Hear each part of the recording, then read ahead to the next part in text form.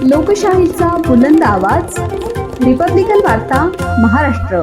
मुस्लिम बांधवांचा पवित्र सण बकरी ईद ओझर गावात शांततेत आणि उत्साहात साजरा करण्यात आला।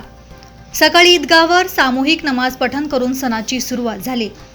नमाज नंतर एकमेकांना शुभेच्छा देत आपुलकी आणि सलोखा जपण्यात आला।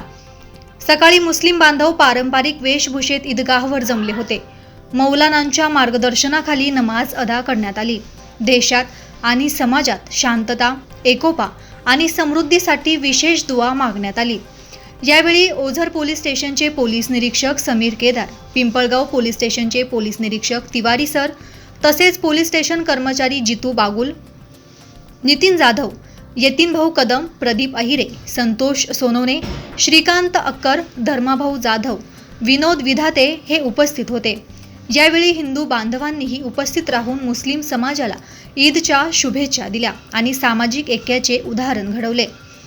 नगर परिषद आणि पोलीस प्रशासनाच्या सहकार्याने संपूर्ण सण अत्यंत शांततेत आणि सुव्यवस्थित पार पडला। ओझर गावात यंदाची बकरी ईद धार्मिक श्रद्धा, सलोखा आणि सामाजिक एकतेचा सुंदर संदेश देत उत्साहात साजरा झाली।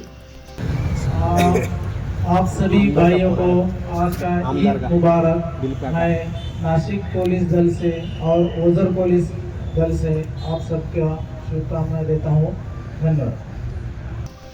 रिपब्लिकन वार्ता महाराष्ट्र न्यूज साठी प्रतिनिधी चंद्रशेखर असोलकर, ओझर, नाशिक।